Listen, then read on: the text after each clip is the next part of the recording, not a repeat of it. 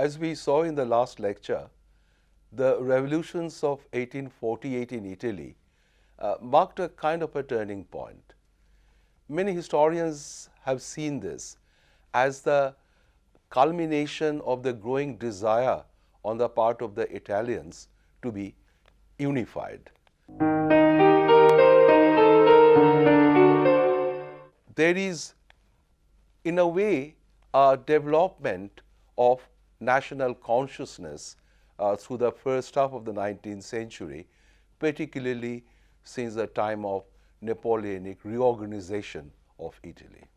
There were many who did desire this unity, but perhaps not in the same manner or use the same kind of methodology to achieve this unity. For example, we have seen that Mazzini would have been happy with a republic. Gioberti suggested a federation, but there were others who had visualized a united Italy as an extension of the domination of the House of Savoy in Piedmont, Sardinia. Cavour had already returned and was articulating his views through Il Risorgimento, the journal that he started publishing. An eminent historian of Italy, Denis Max Smith, felt that as 1848 had shown, Italians were still hopelessly divided. The regions, the localities were more important and appealed immediately to the people than a feeling of Italy as a nation. There had also been the conflicts amongst those who had looked for unity. For example, Mazzini's republicanism was to find rivalries in the supporters of the old dynasties. The moderates and the radicals were in conflict. It had been seen that the peasant masses were still hopelessly illiterate and showed little or no enthusiasm for the Mazzinian popular movements.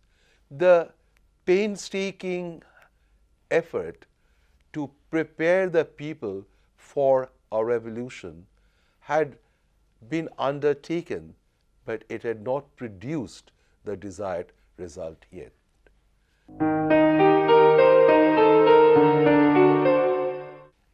Italy was unified under the House of Piedmont, Sardinia in 1860-61, and the process was completed by two further stages in 1866 and 1870-71.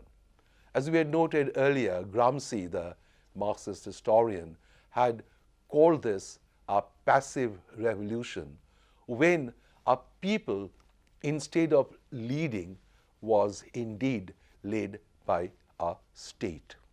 Charles Albert, who had made a serious attempt to take on Austria in 1848-49, was hopelessly disappointed. He abdicated in favor of his son Victor Emmanuel II and went to Portugal on exile, where he later died. The new king made his peace with Austria and was looking to the future. He was keen to strengthen Piedmont as a power and also to build up it as a modern state as far as possible, so that Piedmont would be in a position to take on Austria.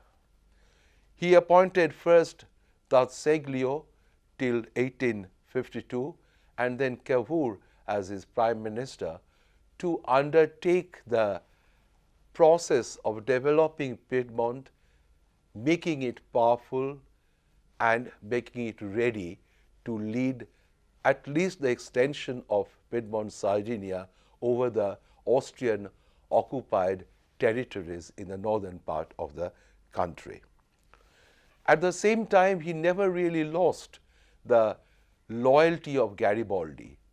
Garibaldi, the romantic and the disciple of Mazzini, believed passionately in Italian unity, whereas Mazzini would have opted only for a republican Italy as independent and united. Garibaldi would accept unity if it came under a monarchical regime. Italy's man of destiny at this hour, it seemed, was Count Camillo Cavour. His influence during this period of the process of Italian unification was indeed very significant, and his success in many ways was brilliant. While Charles Albert had introduced certain liberal reforms after 1848, Cavour found an opportunity to articulate his views. He started the journal Il Risorgimento, and in this he wrote articles propagating his views about how to build up Piedmont and how to go about the task of driving Austria out and extend the influence of this state. After a failed attempt, he was successfully returned as a member of parliament from Turin and joined D'Azeglio's cabinet as a minister. He was a very important minister in the sense that he had marine, agriculture, commerce, and later for some time even the finance department under his charge. Disagreement with D'Azeglio obliged him to leave the ministry for a while, but he was not idle. He intrigued with the parliamentary groups and managed to combine his supporters, namely the moderate conservatives, with a centrist and even a small group of left-wing parties. This arrangement is known in Italian language as connubio, or simply marriage. This was a marriage of convenience, no doubt. With this, he was able to come back as D'Azeglio left the ministry and Cavour took over in 1852 as the Prime Minister of Piedmont, Sardinia. However, we need to underline this, that Cavour at the beginning had no idea of unifying the whole of Italy. It was the extension of Piedmont over the northern part, if possible over the central part, was what was visualized, but what was certainly the most important task was to drive Austria out of Italy. As a minister, Cavour gave particular attention to the economic development of Piedmont, which was still predominantly agriculture. The development of agriculture was necessary to bring succor to the peasant masses who obviously had been significant. There was hardly any industry in Piedmont, indeed in the whole of Italy. It was Austrian-occupied Lombardy and Piedmont that had seen a very modest beginning of industrialization. Cavour introduced free trade, made tariff reforms, and encouraged commercial activities and also industrial activities. He also paid attention to what was crucial for integrating Italy as also for communications, for transportation. This was the beginning of the railway age in Italy, particularly in Piedmont. He was also very keen to build up a powerful army and navy, for he realized that the most significant task was to engage with Austria in a war. The revolutionary attempts of Mazzini did not win many supporters, and therefore there had to be a reconsideration of that methodology. And we see that there was a gradual shift in the ideas and attitudes of many former revolutionaries. Carlo Cattaneo, for example, from Milan, he was a former revolutionary, was still a firm believer in federalism.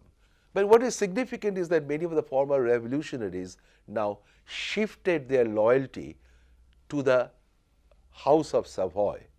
They pinned their hope in Piedmont, Sardinia to achieve both the unity and independence of Italy. It is very relevant to quote Giorgio Pallavicino.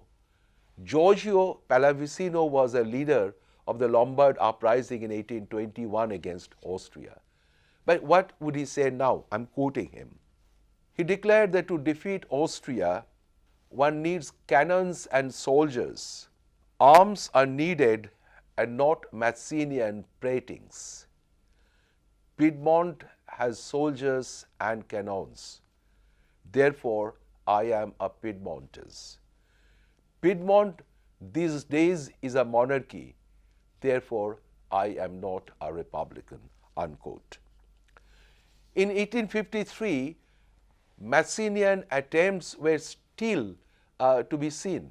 There was an attempt at an uprising in Milan, and it failed miserably. Another expedition to Sicily, led by the socialist Carlo Piscane, equally ended in a failure.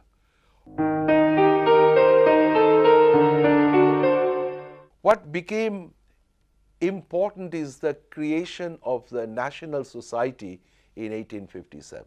It probably had the indirect patronage and encouragement of Cavour, but it was led by Pallavicino, but it was joined in by Daniel Manin, who led the Venetian Republic in 1848-49, the leader of the Sicilian movement in 1848-49, La Farina, and even Garibaldi, that inveterate disciple of Mazzini. A second significant question was the role of foreign affairs powers. Mazzini had all along believed that Italy can do it alone. Italia farà da sé. Cavour, on the other hand, very clearly understood the need of foreign assistance if Piedmont were to take on Austria. The Piedmont was a small state as yet. It was developing, but it would have been foolhardy to take on Austria, a very strong power, unaided in a contest. Then we move on to the next phase. Napoleon, we had seen earlier, had always felt that he wanted to do something for Italy. He was a member of the Carbonari and had some sympathy with the question of nationalities. However, after the so-called Orsini plot, when Felice Orsini tried to assassinate the emperor, it marked a turning point of sorts. Before he perished on the scaffold, Orsini urged the French emperor to really do something for Italy. But nevertheless, Napoleon now seemed to take the Italian question a little more seriously, and negotiations had started. He met Cavour in Plombières in the Vosges in 1859, in 1858, and finally a secret agreement came out in 1859.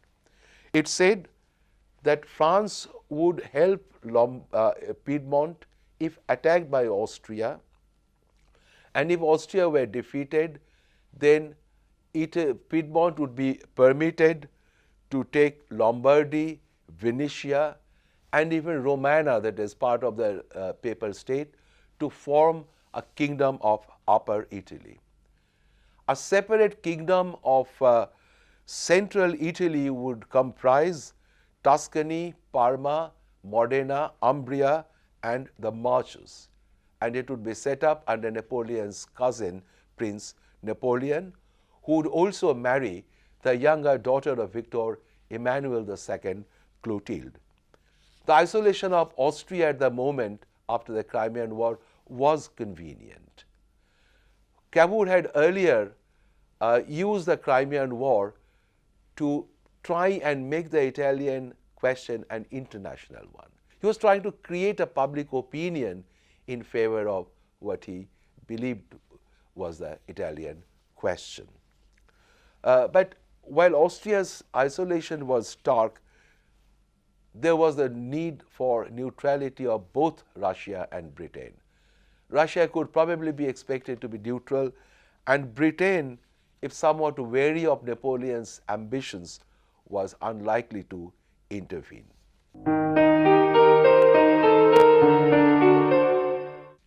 Cavour followed what was known as a policy of defensive provocation.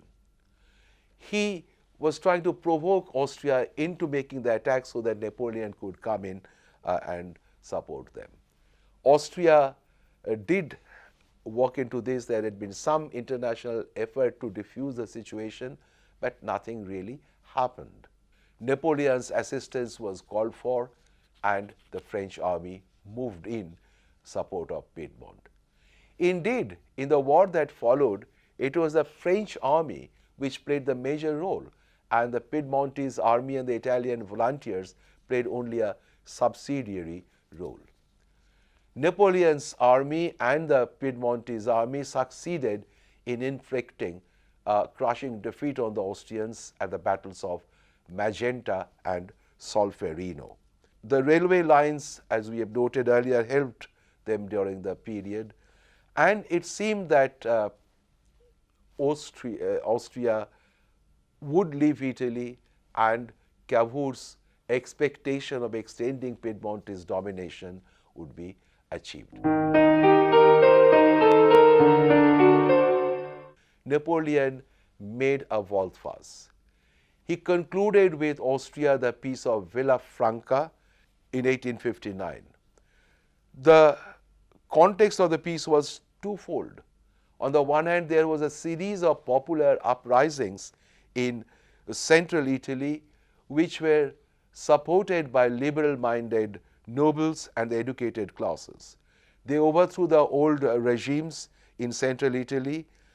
On the other hand, there was a renewed anxiety about a possible intervention from other European powers. In Tuscany, the Grand Duke was forced to abdicate and a provisional government came up.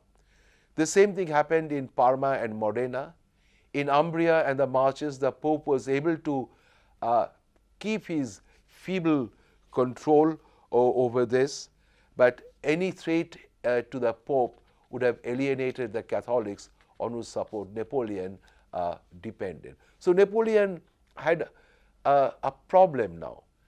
In Italy, his abandonment of the cause through the signing of the Peace of Villafranca had been seen and condemned as a great betrayal of the Italian cause.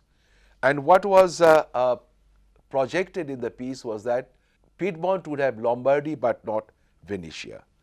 The old rulers would return to Tuscany and the other Italian duchies. The Pope would retain his position as the temporal power, but Napoleon III, as a gesture, will not insist on taking Nice and Savoy, which had been promised by the Peace of Plombières. It seemed that Italy's quest for unity would once again run into a cul-de-sac or dark blind alley. Cavour resigned from his position as Prime Minister. The old rulers, however, could not return to the central Italy. The popular movement, and here I would like to underline the continuing influence of the Mazzinian method of agitation and popular insurrection. They did not return. The provisional governments continued, and indeed they now called for plebiscites. And these plebiscites were organized under the influence of the National Society and its members. They not only endorsed the overthrow of the existing rulers, but they voted in favor of merging with the Kingdom of Piedmont. Victor Emmanuel took the initiative now. Cavour was obliged to return, and Napoleon, by a decree, took over these territories. Napoleon was also back. He agreed to the change of arrangement over northern and central Italy, but then he insisted on taking Nice and Savoy. Later, a parliament in Turin endorsed the whole project. The kingdom of Upper Italy emerged in mid-1860 with Victor Emmanuel II as its first king and Cavour as its minister. With the creation of the Kingdom of Upper Italy, the limited goal that Cavour had indeed been achieved. Austria had been partially driven out, Lombardy had been recovered, Venetia, of course, still remained with Austria. The central Italian duchies and even a part of the papal dominions had opted to join the Kingdom of Upper Italy, and to a large extent Italy was united.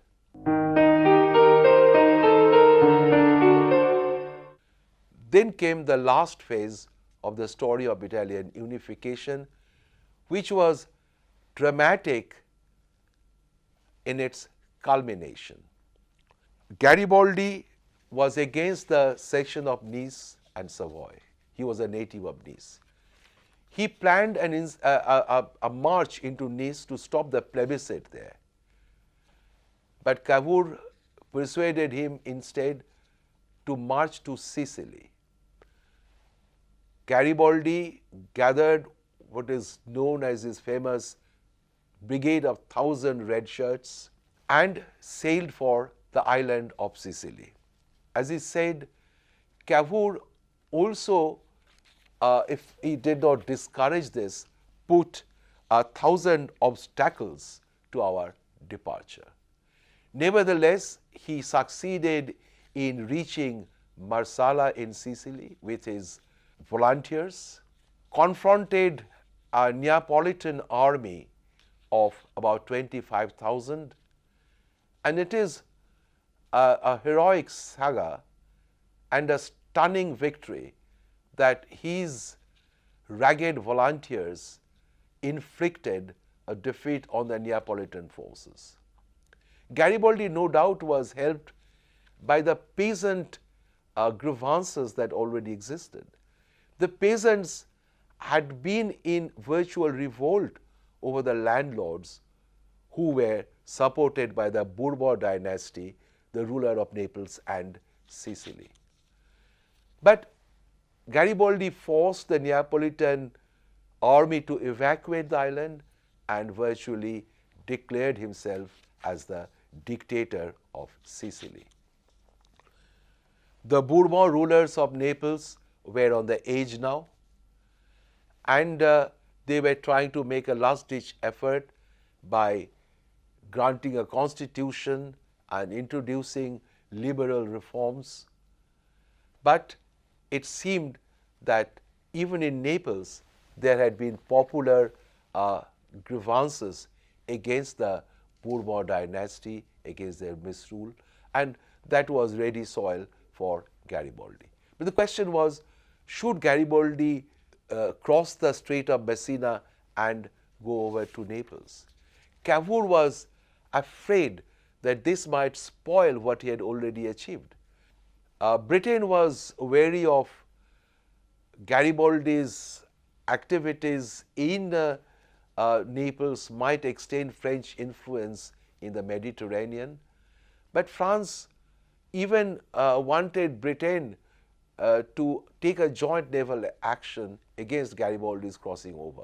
Britain refused, France was unwilling to take a unilateral decision, and Garibaldi, with little more than 3,000 volunteers and 2 steamers, did cross the Strait of Messina and arrived in Calabria in southern Naples. He was received enthusiastically by the people who had already been in a kind of rising against the Bourbon ruler of Naples. Garibaldi entrenched himself there. The Neapolitan forces and the king left Naples and moved farther north. Garibaldi marched towards Naples. He arrived in Naples and was very greatly and warmly received by the people, nearly 500,000 people living in that city. And it is here that the question of confrontation, question of conflict came. Cavour also now decided to act. He moved into the part of the papal states which was still under the temporal control of the Pope, and ruthlessly dealt with the opposition there and decided to march farther south. On 26th of October, finally, Garibaldi met Victor Emmanuel II and he greeted him with these words, "I salute the first king of Italy." On 8th November, Garibaldi, who had been running the administration of Naples, formally handed over his possessions to the King of Italy, and he went to his humble home in the island of Caprera. This was indeed a magnificent gesture of self-abnegation. Thus, Italian unity was finally achieved. The Kingdom of Italy emerged in 1861 with Victor Emmanuel II as the king. In 1866, Venetia was added to this kingdom when Austria was defeated in the Austro-Prussian War. Austria, as per earlier terms, handed over Venetia to Napoleon for his neutrality, and Napoleon duly gave it to the Italians. In 1870, after the Franco-Prussian War, the French garrison was withdrawn from Rome, and Rome was now declared the capital of the new Kingdom of Italy. And indeed, the Pope's temporal authority was confined to the Vatican and a very small area. This is how then Italy was unified.